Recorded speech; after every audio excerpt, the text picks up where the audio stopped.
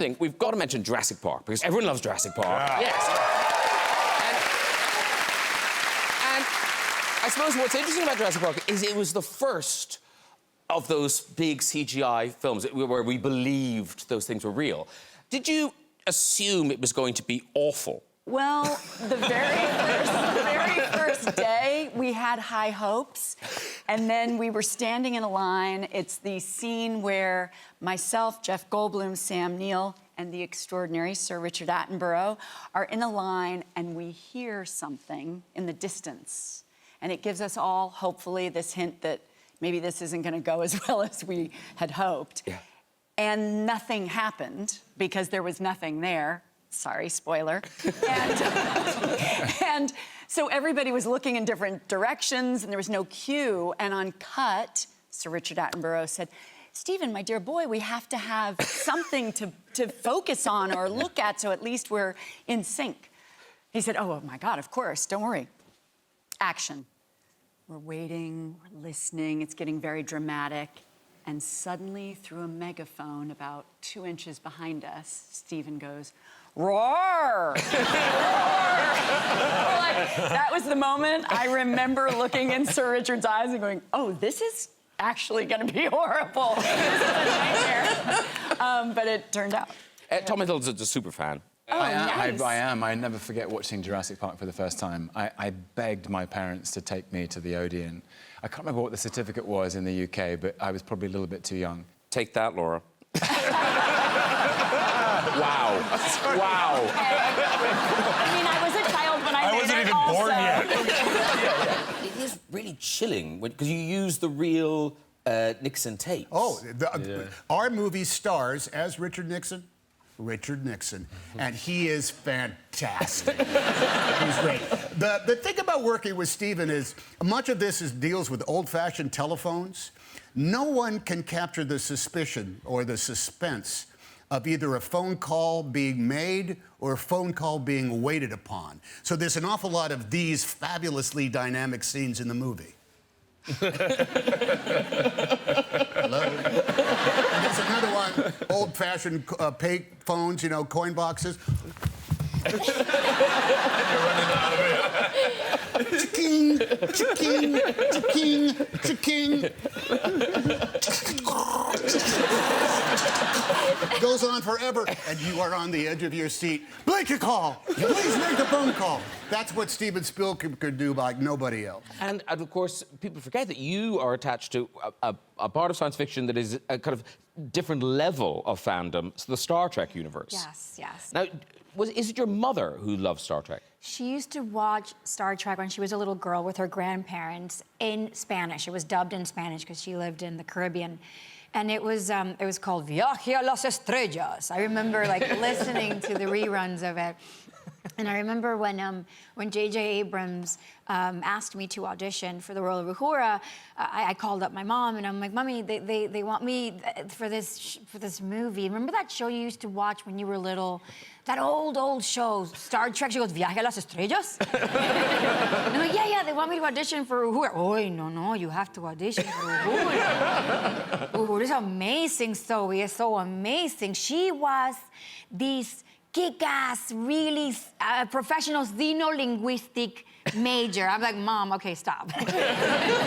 So I did. She compelled me to do like a whole bunch of research, and I watched the documentary Trekkies years before because I did a film for Steven Spielberg called The Terminal, and in it I played a character that was a Trekkie, and I had no idea. That was when I really had no idea what that was, and Steven Spielberg, you know, taught me how to do the whole, you know, the whole hand thing, the Vulcan thing. And so years later, when I did Uhura, my mother was so proud. I mean, she was always proud of me. Yeah. Now, here's the thing, ladies and gentlemen. Whoopi Goldberg, your first big film role, your first Oscar nomination, Color Purple. Yes. Now, the audition for that, for Steven Spielberg, did you do like a whole show for him? Yeah, I'd been doing my show in New York. And when we were just about finished, my manager said, Steven Spielberg can't make it to the show in New York. He'd like you to come to LA and do your show at Amblin Studios, which is his studio. And I was like, what? They said he wants you to come. I said, but why? I said, because he wants to see the show.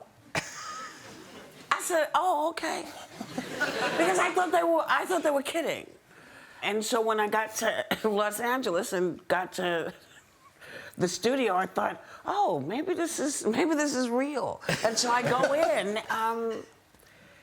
His secretary comes and he comes and gets me, and all I can think of is, oh. Wait, there's like no other people there? I mean, how many? No, it's just... There wasn't like a sound stage and like all of Amblin No, and they took me friends. right into his office. He's sitting there. He's sitting there and he's smiling at me. And he said, I want to see your show. Come on. But I swear to God. Come on. So this is what happened. So I did the show and he laughed a lot. He liked it. And then he said more. And I had been instructed not to do any more than the show. So what happened? Well, I had one more piece called Bleetee, B-L-E-E-T-E-E, about what would happen if E.T.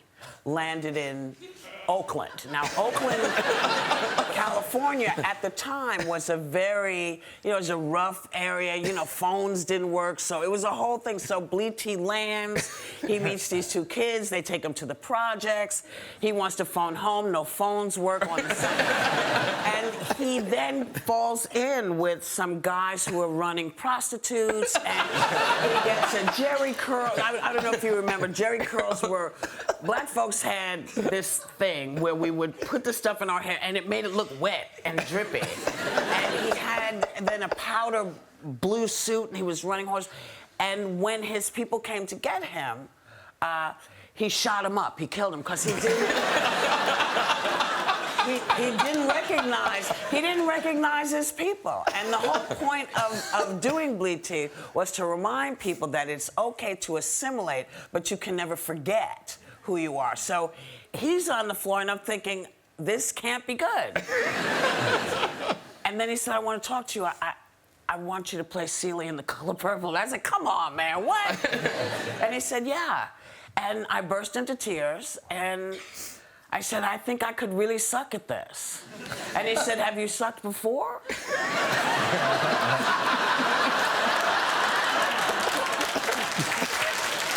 I said, I gotta tell you, yeah. He said, well, then this one won't bother you. And that's how I got to make that movie. Wow, and I'll be glad. Yes.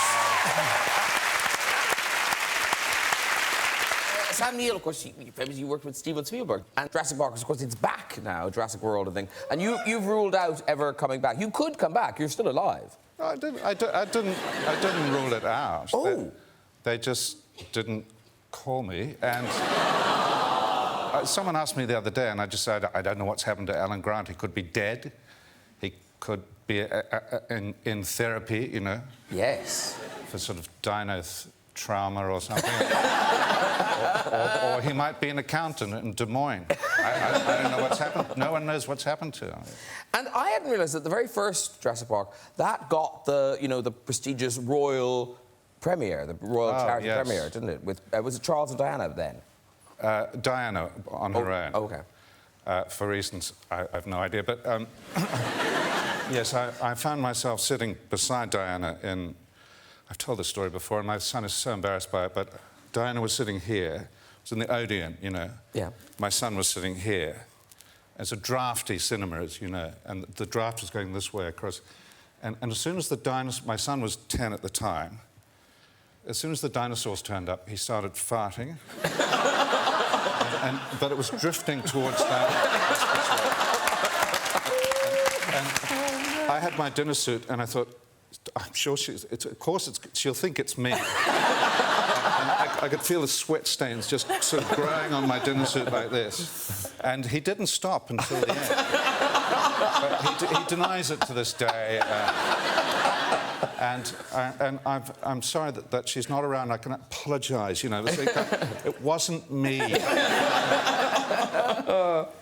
And that movie, it seems to me, maybe I'm wrong, that was kind of the first time we saw that quality of CGI, that, like that. And that amazing scene Yes. where yourself and Laura Dern see the dinosaurs at the same time the audience see the dinosaurs. Right. What did you think you were looking at? Did you think it was going to be that Oh, good? I can tell you what I was looking at. And you know, it looks simple enough. But actually what I'm looking at is Steven Spielberg with a big long stick with a tennis ball at the end. Just waving it like this. And you know, you have to look as stunned as you possibly can. It's not easy, this stuff, is it? Well, no, it's like, but that's like a masterclass in amazing. Also in the audience one night was your mentor, the man who kind of shot you to fame in West Side Story, Steven Spielberg, rocked up. There he is. She did see him, Sarah. Yeah, clearly. He didn't wait for an hour and a I'm half so outside. sorry. And that's what happens when you come 2 weeks before you close.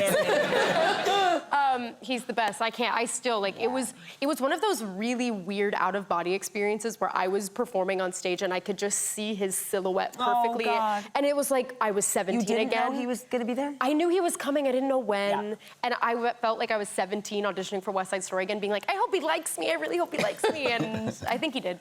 Yeah, I think everyone Definitely did. did. Because actually, Brian, you've worked with Spielberg, haven't you? Yes, I did Saving Private Ryan. But just a small role. I played a one-armed colonel. There you are. Oh, you got me. Oh, good. Yeah. Look at him. Yeah. And so when they shot me, As described, I think you'll find. laughing at the handicap. Yeah, that's right. So You tell them, Brian. I You tell them. Doing that shot, my arm was actually on my bum, holding my bum as it is. And so I thought, well, how would a guy like that operate in life? And I thought, okay, I'm going to figure out how to have a little demi-tasse cup and a glass, and I'm reading that note down here, and I'm stirring this, tap, tap, put the spoon on the saucer, put the saucer down, turn the page, you know, and so I was really excited. I worked on this for like a week because I wasn't working, and Steven comes in, and I go, Steven, I want to show you something. And I showed him the whole thing. When I got there, I'm reading the report, you know, I got the thing, I stir my coffee, tap, tap, put the spoon on the demi-tasse, put it down, turn the page, and he goes, yeah, good. We're not going to do that. Do something. But I like the way you look like you still remember how to do it. I was like, just working on it for so If you don't long. get to do it somewhere. Yeah. And actually, I'm realizing a lot of it. You also worked with Steven Yes, I Spielberg. did. And the Post. The Post. I played Yes. Tom Hanks' wife. Oh, there. Yeah. Incredible. Look at how young I look. I love that movie. Yeah. And then you were directing, and you asked him for advice. Yeah, I was going to direct an episode. I did direct an episode of American Horror Story, and thank you. And it was the hardest thing I ever did in my life, and the scariest thing I've ever done, and kind of very confronting because I realized I'm really like a glass half empty kind of person, and that's really not the spirit that you want when the person is directing. But he did give me great advice, which he said to change your shoes at lunch. Okay. With someone else? No, like go and bring a second pair of shoes so that you're like, because your feet get tired. Yeah. Because, you know, while you actors are off in your trailers Oh, hanging look out. at how it is You now. see what I mean? Yeah. We're over here just really working. But you were acting in the show that you were also I was. directing. That's Yes. crazy. How did that work? That was not great. No? And it was hard. I thought it So was many really hard. shoes. So many shoes. I needed my shoes, my character shoes, my Steven Spielberg directing Yeah. shoes. Was your director self complimentary to your actor self? No, she thought I was terrible. I didn't realize. So Steven Spielberg, he produced it. Yeah, Steven Spielberg produced the Men in Blacks. And so the two of you would go to screenings of this film. Well, no, that was like a really, that was one of my, you know, I was brand new, I'm making movies, I'm excited. And so they have what's called test screenings, where they'll show the movie to people before it comes out. So I'm going, and it's my first test screening for Men in Black. I'm excited, and we're in the back, and I'm like, hey, come on, we got to go in and get a seat. And Steven said, no, you don't get to go in. I was like, no, I want to see the movie. I want to sit right in the center. And he said, no, it's a test screening. The audience can't know you're here. If they know you're here, it'll like skew their opinion. They'll like clap different. They'll do like, so they can't know you're here. After the movie starts, we'll let it get started, and then we'll go in and sit in the back row. I was like, who wants to sit in the back row of a movie? Those people back there are pissed right now. Right? It's like, but he said, and we sat and I watched Men in Black with Steven Spielberg, and he explained the movements of the backs of people's heads. He was like, you can learn everything you need to know from the backs of people's heads watching the movie. And we sat, and now I can only sit in the back of the movie theater. So, you know, it's like you get, this is the best. This is going to be awkward, but you can shoot the back. Can you get the back of my head? You can watch. There must be some camera that gets the back of your head, yeah. So there's this one. Right? And this is the dreaded. And then there's this one. Yeah, you hate that one. You hate that one. And this is the Holy Grail. This is the Holy Grail. Right? When you have them riveted. And this is the bottom. This is the absolute bottom. That's the one. You don't want that. That's the one when it's all bad. That's when it's all bad. Have you made a video for Lover's Leap yet? No. Well, talk to Carey Mulligan. She might be able to hook you up. Because tell us what you did for your husband, Marcus Mumford. Well, we were shooting Maestro, and Steven Spielberg's one of our producers on the film, and we were working very closely with his producer, Christy Krieger, who's our producer on the film, and Marcus had been up all night with one of our children who had COVID, so he was a little bit kind of spacey. But anyway, he rang me and he was like, I haven't really slept, but I really need a music video. And it's like rude to see if Steven Spielberg would ever do it. And I said, well, I don't know. That's like, I don't think he's ever done a music video. Anyway, so I called Christy and I said, is it rude to ask if Steven Spielberg? And she said, I don't think so. I think like it's... So she asked him, and then Steven and Marcus met, and then Steven directed his music video. Now, whatever you think that looked like Steven Spielberg directing a music video, you probably didn't think it looked like this. That is Steven Spielberg in the office chair. Is that his wife, Kate Capshaw? Kate, yeah. She was an amazing dolly grip as well. She really was. It was like the perfect illustration of marriage as well, because she just had it. She was amazing at, like, pulling the office chair.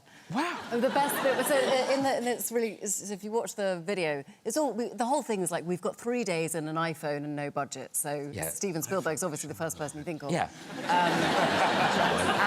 And there's a bit where, so it comes out for ages, it starts on and close, and then all of a sudden it goes like whoosh in. So for that bit, Steven would just lift up his legs and Kate would just push him really fast. It'd be like going, whee! It was Steven Spielberg. And it was very cool. So next video. You know, acting scared and things. Jeff Goldblum, you've done a lot of... You act scared, You act scared. But was it Spielberg? He did a really good... In Jurassic Park, he was directing reactions. So talk us through what he did. I know what you're referring to. Good.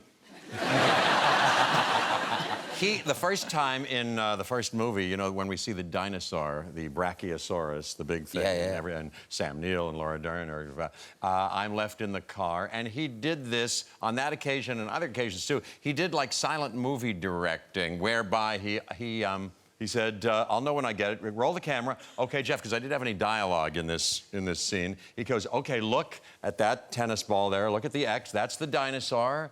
And Jeff, just... you're thinking right now, you know, what's that? Is that real? Is it an animatronic? What the hell? And then you're filled with okay, good. Now you're filled with an incredible wonder. You become 5 years old again. And now you laugh. You laugh, a freer laugh than you've ever laughed. And he does that a little bit. And okay, I got it. Cut, print. Isn't that a wonderful story?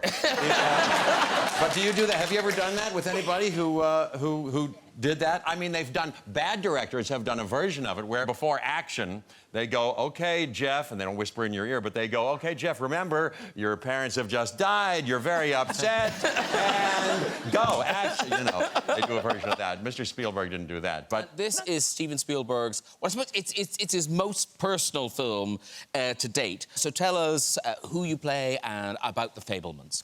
I'm his mama. Yeah. It's a story of his childhood. It's about his adolescence. And it's really kind of about how this man came to be. And it takes him from when he's about 6 to 16, a little older than 16, but I play his mom in both decades. I was pretty happy to play 34. That was my big win. And, you know, actors always joke about kind of like, oh, it's Steven Spielberg on the phone. But you actually had that. Steven Spielberg was on the phone. You know, I got this text. It was the middle of the pandemic. Not a lot of good news streaming in. I got this text on my phone, and I thought I was reading something wrong, and then I handed it to my husband, and his reaction told me it was correct. We started jumping up and down, and like, you know, middle-aged people do when they're excited, and it said that he wanted to talk to me, and I didn't know why. And then all of a sudden we're on this Zoom, and I realized what he's asking. He wants me to be his mom, who he loved and adored, and wants to make this movie to honor both of his parents. And then the work began. I always say there's one good day, which is when you get the job. Yeah. And then the nerves. Terror. Terror. Just like, terror. Yeah. But there's that one glorious day when they're like, before you actually commit to anything. Yes, exactly. You have all these ideas. Yeah. That's what I had when I read your script, and then it was like, oh my God, I got to do it. Yep. You getting this part is one of those kind of Hollywood fairy tale things. Oh my God. So take us back. I think you're 16. You're in high school. Yeah. What happened? What happened? Literally, though, like, I'm sitting here right now, and I'm like, what happened? 16 years old. I got sent a tweet from Cindy Tolan, our incredible casting director. She was looking for 4 people. She was looking for Maria, Anita, Bernardo, and Tony. And she was looking for Latinas aged 15 to 25, and I was like, that's me. But my friend McKenna sent it to me and said, thank me when you're famous, and I laughed my ass off at that. But then I thought, I had just played the role on stage, maybe, you know? I was 1 out of 30,000 people who auditioned for it, and I auditioned for a year. You auditioned for a year? It was 9 calls. No job's worth that, honey, all right? No job's worth it, this one was. Yeah. And it was 9 times, and I don't think I met Steven until 6 months into the process, and then I had 6 months more to go. It was screen test and chemistry test and more, and then there was like a period of time of silence where I was like, well, I didn't get that shit. And started moving on to other things, and then they called me kind of late December of 2018, and they said, we want you to come in one last time. And when I got it, I screamed, holy shit, really loud. And then I just started crying, saying, this has been the longest year of my life. Oh. And I, to this day, I mean, 1 out of 30,000, you say, what are the odds? And you're like, 1 out of 30,000. And I love that when you get the part, you then ask Steven Spielberg if it's okay to do something.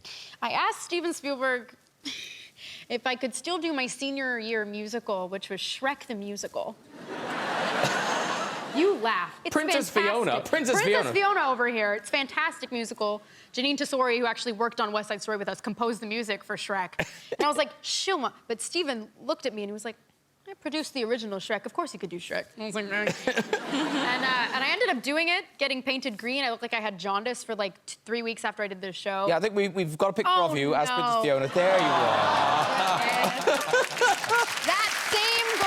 That same girl went on to sing I Feel Pretty with her whole chest on a movie screen. Yeah. Okay, so you get it. So debut novelist, there he goes, he's with his book, well done. People review it very nicely. It sells lots. Okay, other authors are now going, okay, that's fine. Then Steven Spielberg buys it. I mean, not the book, he bought the rights. Yes, yeah, he did, yeah. Yeah, if he bought the book, that's $7.99 in my pocket.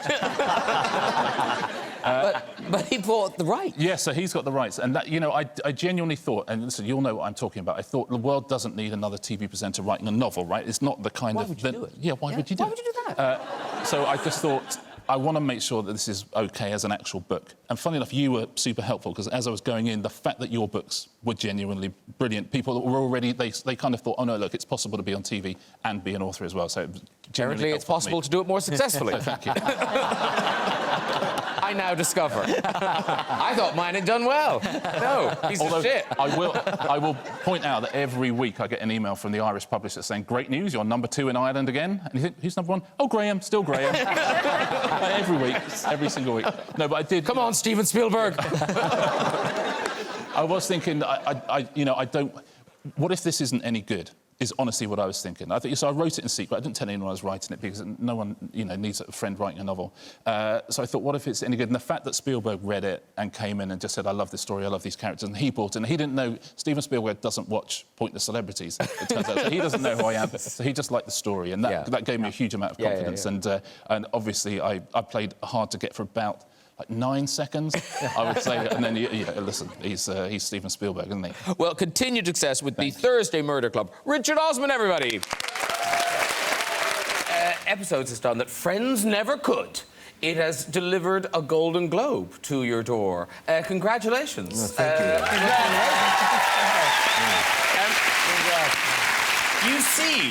You seemed, not in an actory way, you seemed genuinely shocked on the night. Oh, I shit my pants.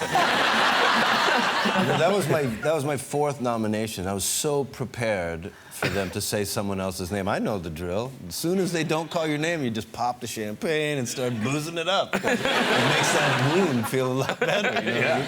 And they called my name, and I remember everything kind of slowed down, and I said to myself, wow, that sounded an awful lot like my name. And I look up and everyone's looking at me, and then it was just, everything else was kind of very strange and a blur. And I remember Claire Danes had won earlier in the evening, and she talked about Temple Grandin? It was for Homeland. Yeah, of course, Homeland. And she talked about how when she won for, I think, Romeo and Juliet, when she was like 13, she forgot to thank her mother, and she, in her acceptance speech, really went off about how valuable her mother's been to her, and how supportive. So all I could do was focus on that. I was like, oh my God, she's right. And I had something prepared just in case. And then I was focused totally on my mother. And I was like, okay, now I don't know what I'm gonna do. And I'm gonna work my way up there, and I looked down in the crowd, and everybody's staring at you. And it's the weirdest thing. You're on stage, and you recognize everybody in the audience, you know what I mean? And it's not like, no one's on like a shitty show or movie. It's all like top shelf people, you know what I mean? And I looked down and made eye contact with Steven Spielberg, and I just felt myself start to sweat. And I don't remember much after that. But it is fantastic and well deserved. And you hear about these things when people do a play on Broadway and it's a hit, that lots of famous people, lots of kind of film stars come to see the play. Well, that's what they say. When we were going there, people said, oh my God, you are going to have the greatest time. If the show's a hit, people are going to come round, they'll see you, you're going to meet so many amazing people. And so many shows we would do, there would be incredible people watching the play. Like one day there was like David Bowie, Steven Spielberg, Steve Martin, all in the same audience, Every night it felt like there's people in, and every night no one would come back. Nobody would come and say hello. I guess because we're a group of British boys and they think, well, why would I go and see them? Now I understand. But at the time, we were like, oh, everyone said they'd come and say hello. And then one day, Harrison Ford and Callista Flockhart were in watching the show, and we finished the show and we come down, and they were there at the bottom of the stairs. And I just went over and I said, Mr. Ford, can I just say, you're the first person who's come back to say hello, and it really means a lot. Thank you so much. It's a real honour to me. And at that moment, a guy came around and went, your car's ready, Mr. Ford. And he just went. And Callista Flockhart went.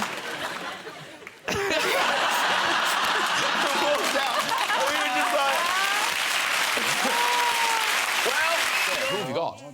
Hello, sir. Hello, sir. Hi, what's your name?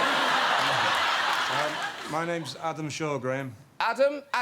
Yes, OK. sir. And what do you do, Adam? I'm an actor. And where are you from? I'm from Pudsey. Pudsey? I am, sir. Wait.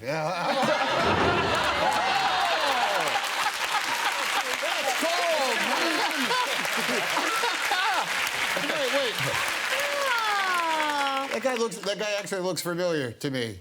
You know him? Have we ever worked together? All right, well, let's get it back. Let's get it back. Is he allowed to be back in the chair? Yeah. Go back. Adam? Whoa. Oh, there he is, Adam. OK, Joseph took a Ginyu, but Tom thought you looked familiar. I am, hopefully, yeah. I owe Tom quite a lot because my very first acting job, I was Saving Private Ryan. And on paper, it looked great. I'm working with the Tom, one of the best screen actors going, working with Spielberg, one of the best directors, well, still the best director in the world. So on paper it looked great, but then on my first day, I realized that I couldn't swim, and they threw me over, obviously, you know the movie, they threw me over the landing craft. Oh, that's right. We were in the Higgins boats together. And I lied about being able to swim. I lied about being American. I'm actually from Pudsey, which is in Leeds, which is, you know. And then they put me in a fireproof suit, and I'm going, where's the fire?